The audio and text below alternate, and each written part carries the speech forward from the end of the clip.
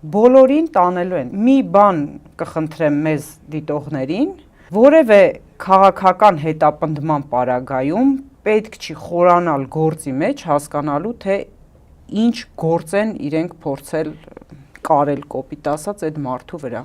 Կլինի կաշառքի գործ, կլինի ինչ-որ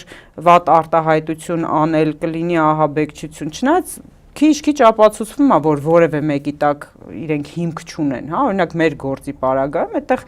կալանավորելու քրեական գործ հարուցելու հիմք չկար, քիչ-քիչ մենք գնալու ենք դրան, հասնելու ենք դրան։ Պետք է առանց նայելու քրեական գործին կանգնենք այդ մարդկանց պաշտպանությանը։ Տեսեք, մեր գործով իրենք ցույց տվեցին, որ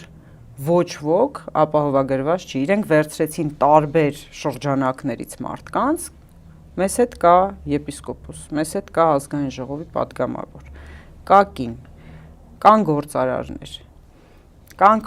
քաղաքական ակտիվիստ, կա բլոգեր, կա տաքսիստ, հա, կան երկու գնդապետներ, մեկը պաշտպանության նախարարության, մյուսը ոստիկանության, ասում են, որ կա նահատակի հայր, հայրենիքի հայր կա մեզ հետ, Ռոստի հայրիկն է մեզ հետ, ասում են բոլորդ, բոլոր շերտերում, ով փորձեց որևէ գործողություն անել, հայտնվելու ճաղերի հետևում, դրա մասին է այս ամբողջը, ուղղակի իրենք փորձում են ահաբեկել մեզ,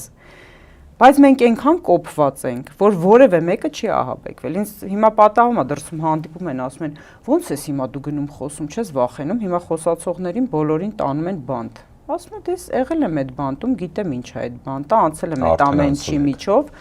ու երբ որ չէի անցել այն ժամանակ էլ էի պատրաստ, որովհետև գիտեի, որ այս ռեժիմը, այդտեղ ժողովրդավարություն չկա, սա դիկտատուրա է, շատ վատ բաներ է անելու Նիկոլ Փաշինյանը եւ արդեն սկսել է անել։ Բոլորս կարող ենք հայտնվել ճաղերի ետևում, պետք է պատրաստ լինենք բոլորս էլ, որ կհայտնվենք ճաղերի ետևում։ Հիմա ինձ ասում են, ես էի միակ կին քաղբանտարկյալը, որևէ կին ապահովագրված չի, որ կլինի Աբովյան քրեակատարողական հիմնարկում։